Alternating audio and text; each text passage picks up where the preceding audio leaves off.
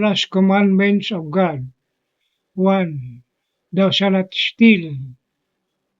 Thou shalt not bear false witness against thy neighbor. Thou shalt not covet thy neighbor's wife. Thou shalt not covet thy neighbor's goods. Thou shalt not steal. To steal is to take or retain voluntarily something belongs to another person for gain against his reasonable will. To steal is a thief, and to steal is a thief. To steal violently is robbery.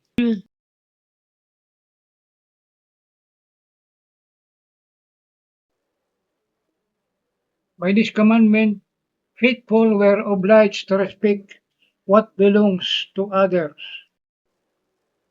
CC 2401. It commands justice and charity in the care of earthly goods and fruits of men's labor. CC 2403. The right to private property acquired or received in just way does not do away with the original gift of the earth.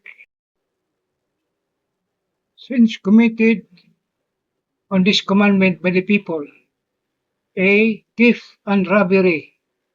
Bribery and accepting gifts for a favor. Borrowing without intention of repaying. Forgery, cheating, usury, dishonesty. Damage to property and discontent. Leviticus 10:11-12. You shall not steal or deal falsely, nor lie to another, and you shall not swear by my name falsely, nor shall profane the name of your God. I am the Lord your God. You shall not oppress your neighbors and rob him. Romans 13:7. Render to all men what is what is their due. Tribute is due. Home tax is due. Psalm 36:21.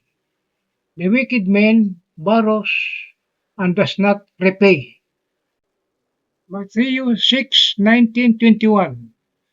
Do not lay up for yourself treasures on earth, where rust and moth consume, and where thieves break in and steal. But lay up yourselves treasures in heaven, for where treasure is, there is also be your heart is. John 10:10. The thief comes only to steal and kill and destroy, that they have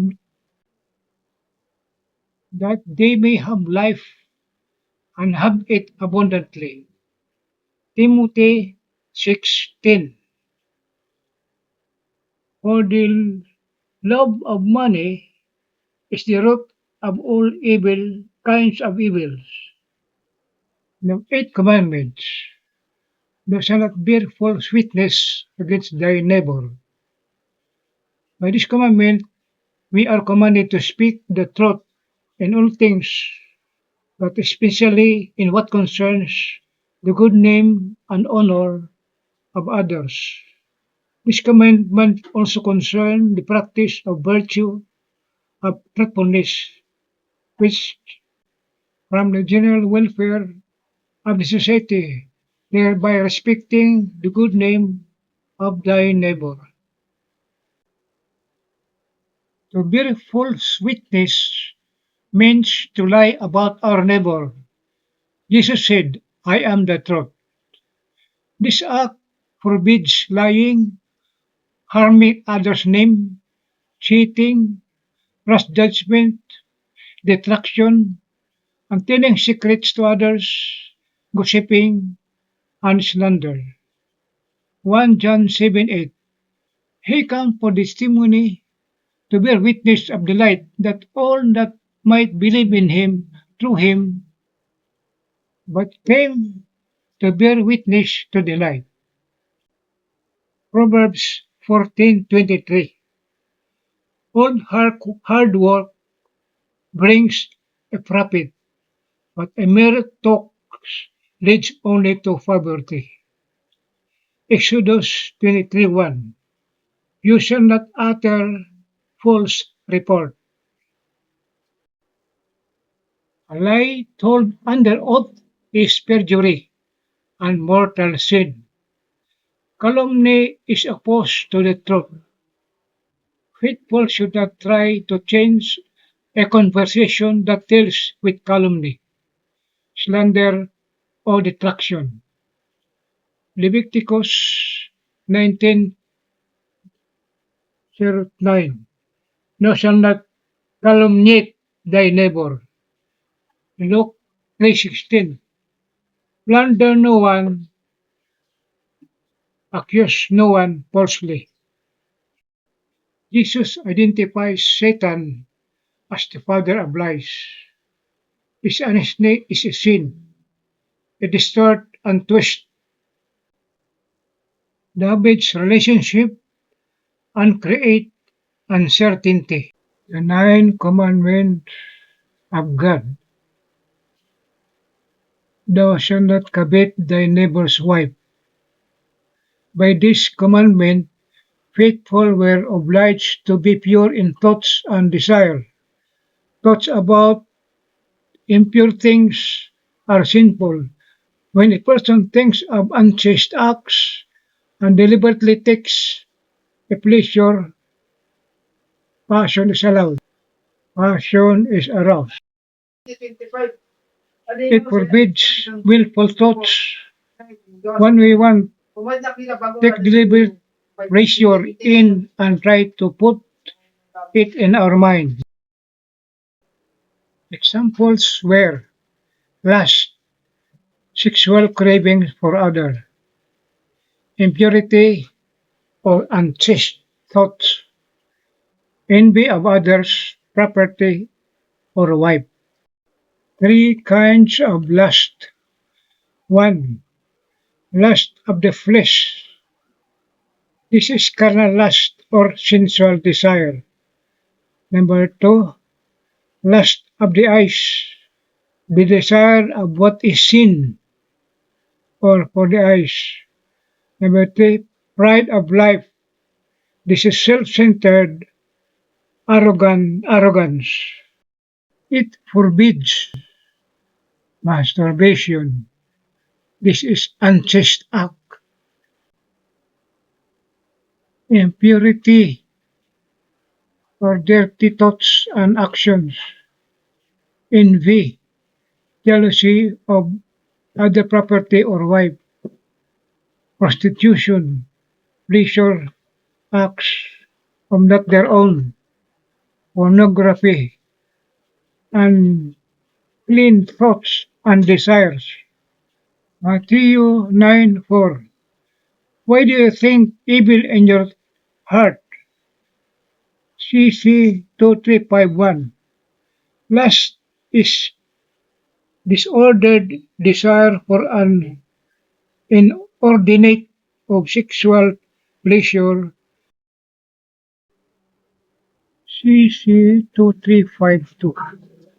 Masturbation is to be understood as the deliberate simulation of the genital organ in order to arrive sexual pleasure. The deliberate use of the sexual faculty for whatever reason outside marriage is actually contrary to the purpose. Thus, it is intrinsically and gravely disordered action. Matthew 5:27-28. You have heard, and it was said, you shall not commit adultery, but I say to you that that everyone who looks at a woman with lust, with the intent he is already committed adultery with her heart. The 10 commandment of the Lord, thou shalt not take, thou shalt not covet thy neighbor's goods. This commandment, the faithful must respect the rights, things, and property of others. It forbids all desire to take or keep unjustly what belongs to others, and also forbids envy at of their success, since committed were greed, jealousy, avaricious. CC 2535. The sensitive appetite leads us to desire pleasant things we don't have. CC 2529. Ten Commandments desires that envy to be banished for the for human from human earth, from the human heart. 2 to 3. Envy can lead to the worst crime. Hebrew 13:5. The struggle of covetousness is directly connected to the dissatisfaction over the presence of God in your life. Covet means inordinate, excessive, or evil desire to what belongs to others. These commandments are concerned primarily with the duty toward the possessions of our neighbor, their material goods and reputation.